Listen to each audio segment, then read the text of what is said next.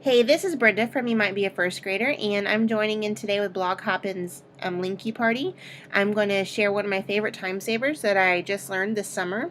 It's just something quick and simple that I learned. I am on a Mac, so everything you're going to see is for a Mac, but it is Microsoft Word, Microsoft PowerPoint, so you'll be able to use it on your PC as well. Right here, I have a presentation for PowerPoint opened on Mac 2011's version.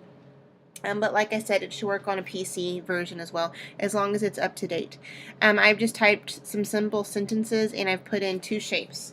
One of the shapes I've added a background image to show you how to do that. But I'm going to start with a sentence first. So I just wrote something simple as an example, and I'm going to choose just a standard font. And what I want to do is I want to do a pattern with my words. I want a color pattern. You could do it with a font pattern, a size pattern, a color pattern, any kind of pattern that you can imagine. You can do with this tip and trick. So let's go through and pick some colors. I want every third word to be this color pink. So what I'm going to do up here in the toolbar area, and again it might look different on a PC, that's actually where I learned it, so I know for sure that it's there.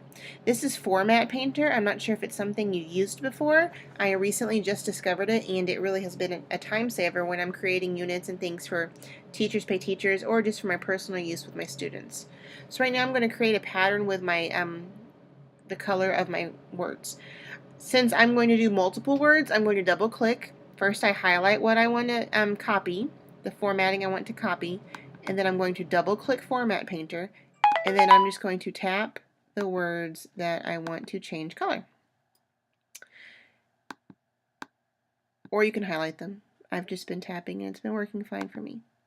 Okay, so now I want the next word, I want the next word to be a different color. And again, this will work with any kind of formatting. I'm just showing you color because it's quicker. Double click, tap the words, and your formatting will stay there as long as you don't click. So when I clicked on the white space, I lost my formatting. So just make sure you only click where you need to. And I'm sure you get the gist of it, but I'll go ahead and just format these last couple words also. And this is obviously never a color pattern I would choose, just something quick and easy. And I'm not formatting the punctuation, so there we go. I have two shapes up here because this can be done with shapes as well. So I added a fun background to this shape. So if you're going to make flashcards or something pretty or labels or anything like that, and you want them all to be certain colors, or even with a pattern, multiple colors, you can go through and change it. So I'm going to highlight my shape. I'm going to click on Format Painter one time because I'm only going to apply it to one shape, and then I'm going to click on my triangle. And it's instantly formatted to match that, even though it's a different shape. So this is something that has been really easy. It's a great tool to use for me because I like to use mixtures of fonts and mixtures of colors or mixtures of effects. So again, this is Brenda from You Might Be a First Grader. I hope that helped you out a little bit, and if you have any questions, just leave a comment in my blog. Thanks. Bye.